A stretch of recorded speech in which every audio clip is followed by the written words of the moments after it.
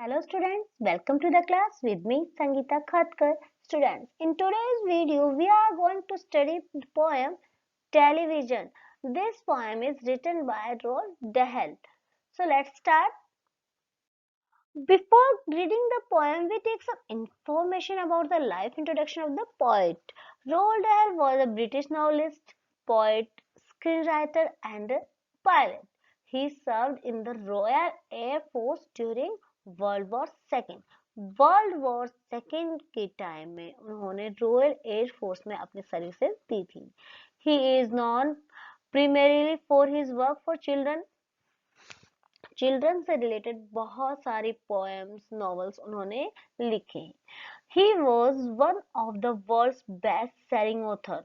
He was awarded the 1983 world Fantasy Award for Life Achievement and the Children's Author of the Year by the British Book Award in 1919.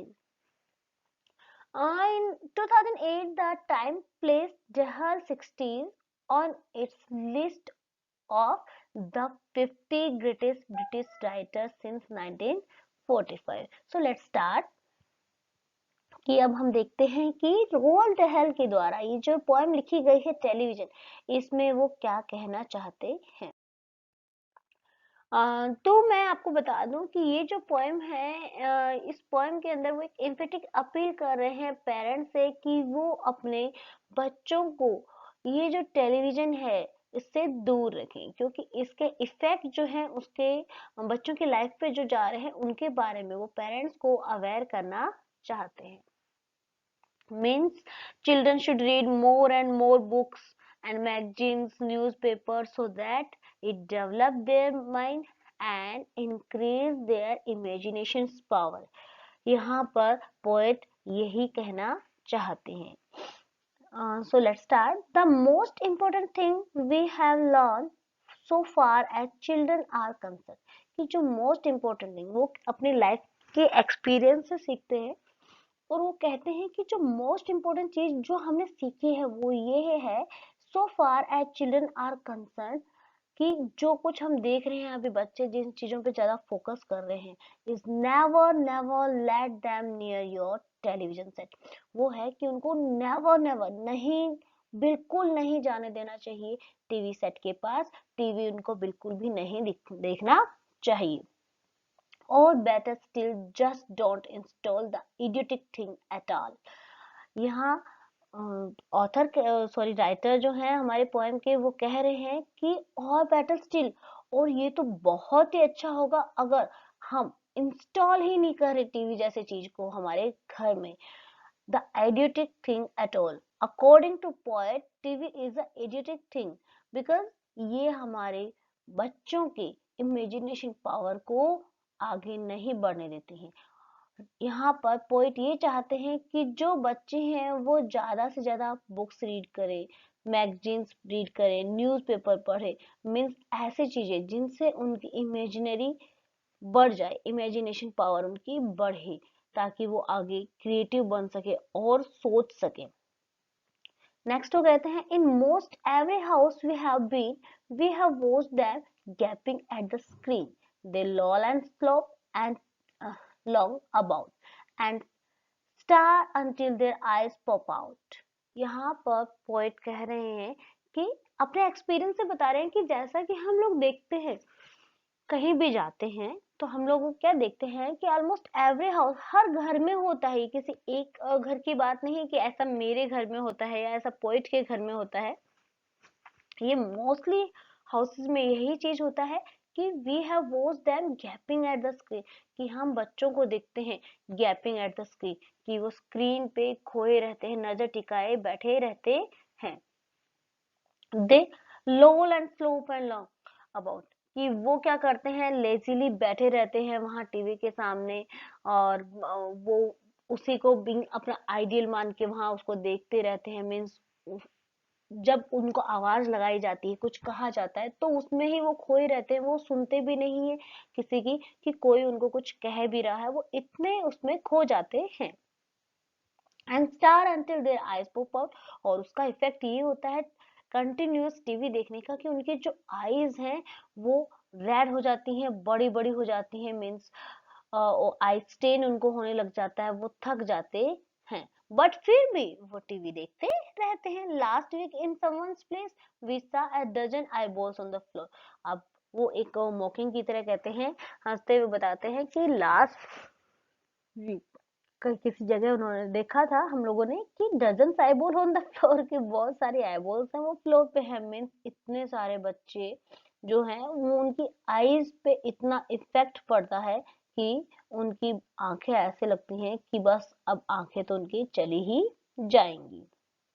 They sit and stare and sit until they are hypnotized by it.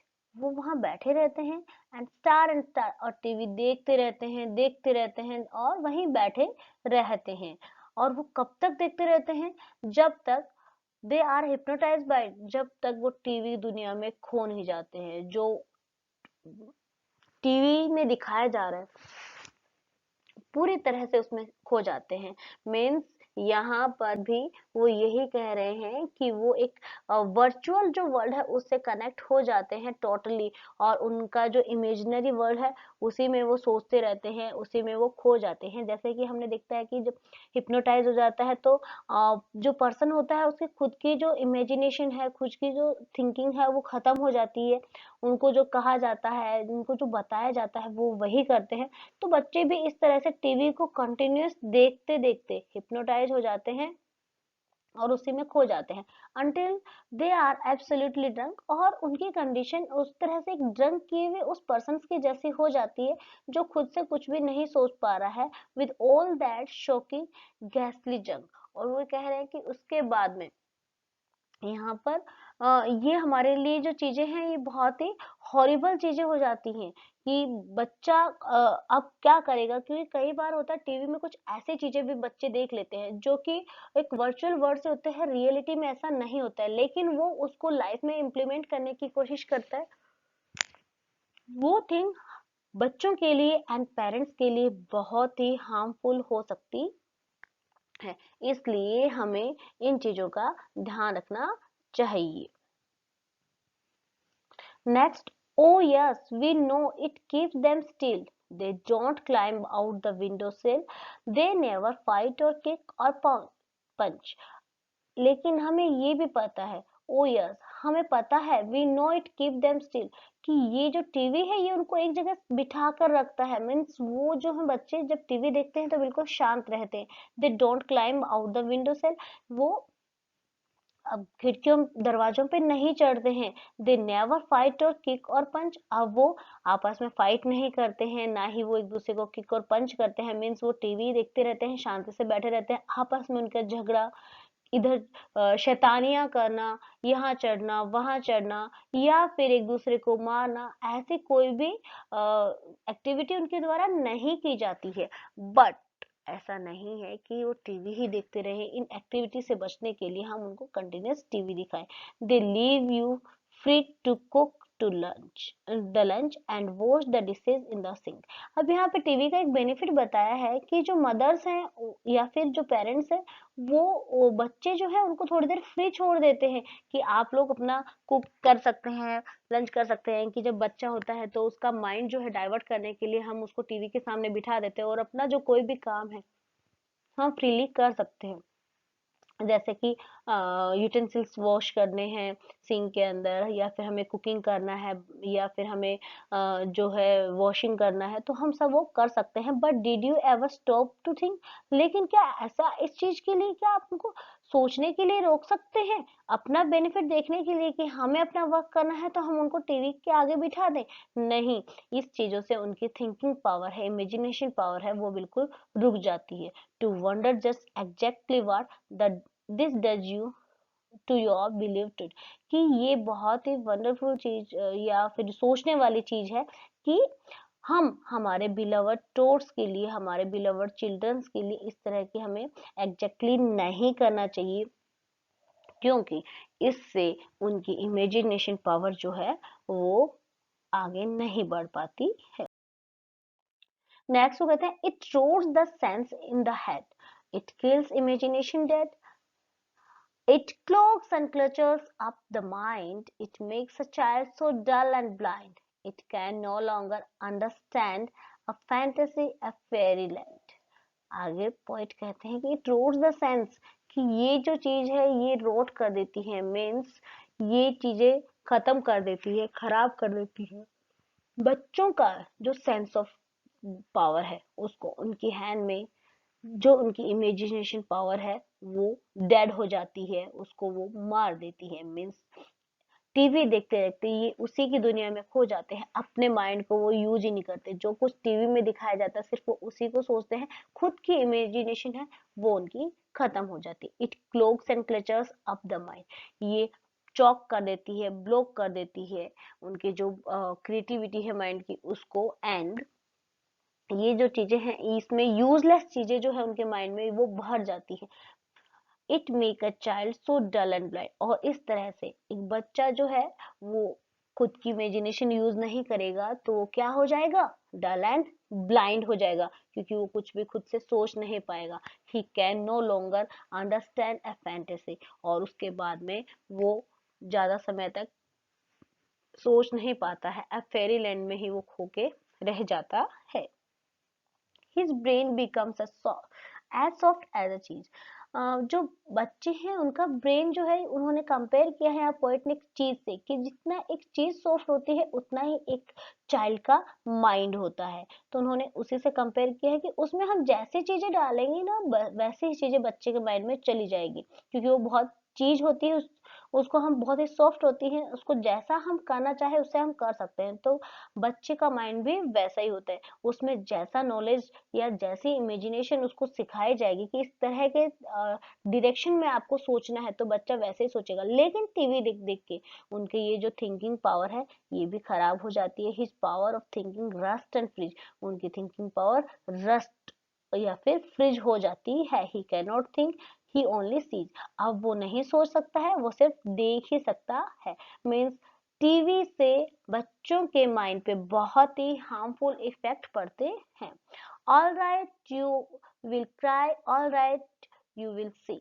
और जब आपको ये चीजें बताई जा रही हैं कि टीवी जो है बच्चों पे बहुत हार्मफुल इफेक्ट डालते हैं, तो ये ठीक है कि आप बोलोगे कि हाँ ठीक है, इस तरह की बातें आप करते हो, but if we take the set away, लेकिन अगर हम टीवी का सेट उनके आगे से हटा देते हैं, उनको टीवी नहीं देखने देते हैं, what shall we do to entertain, तो हम बच्चों का एंटरटेनमेंट कैसे करेंगे। Our darling children please explain, हमारे प्यारे बच्चों को हम आपका एंटरटेनमेंट करने के लिए क्या करवाएंगे, प्लीज एक्सप्लेन कीजिए। Students, in this part 1 of the poem television, हमने यहाँ पर देखा कि किस तरह से टीवी का इफेक्ट, हार्मफुल इफेक्ट हमारे लिटिल टोट्स, जो टाइनी टोट्स हैं उनके ब्रेन पे पड़ता है। तो पोएट यहाँ पर एक अपील कर रहे हैं पेरेंट्स से कि बच्चों को टीवी से दूर रखना चाहिए। Meet you soon in the part 2 of this poem television. Thanks for watching.